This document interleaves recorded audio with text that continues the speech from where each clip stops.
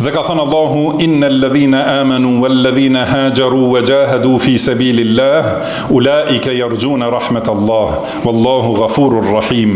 Vërtet ata që besuan, bën hijret dhe luftuan në rrugën e Allahut, janë ata që shpresojnë mëshirën e Allahut. Allahu është falës dhe mëshirues. Shpresa nuk është e vlefshme pa vepra. Dietarët thonë se shpresa është tre llojesh. E para, shpresa e atij që punon me bindje ndaj Allahut, në dritë nga Allahu dhe shpreson shpërblimin e Allahut. E dyta është shpresa e atij që ka bërë mëkat dhe është penduar. Ai e shpreson faljen, mëshirën, mirësinë, bujarinë dhe butësinë e Allahut.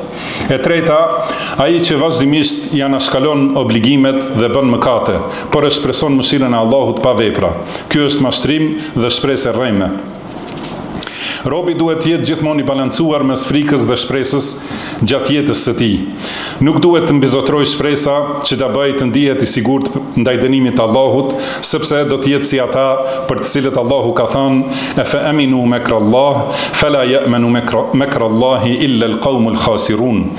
A janë të sigurt ata nga kurthet e Allahut?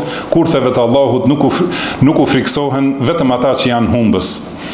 Po ashtu nuk duhet të mbizotroj frika që të çojë në dëshpërim nga mëshira e Allahut, sepse ashtu do të jetë nga ata për të cilët Allahu ka thënë: "Wa man yaqnut min rahmati rabbih illa ad-dallun." Nuk ka kush të dëshpërohet nga mëshira e Zotit të vet përveç të humburve. Dhe ka thënë Allahu: "Innahu la ya'asu min rauhillahi illa al-qaumul kafirun." Askush nuk dëshpërohet nga mëshira e Allahut përveç popullit jo besimtar. Disa dietar kanë thënë se frika dhe shpresa janë si dy krahët e shpendit.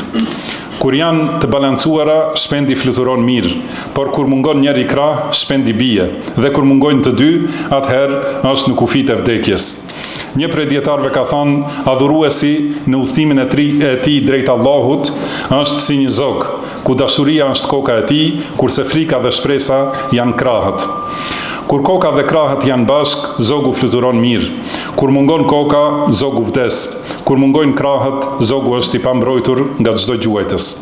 Allahu i madhruar i ka përshkruar pejgamberët dhe të devotshmit se ata e mbajnë bashk frikën dhe shpresën dhe ka thënë: "Innahum kanu yusari'una fil khairat wa yad'unana raghaban wa rahaba wa kanu lana khashi'in."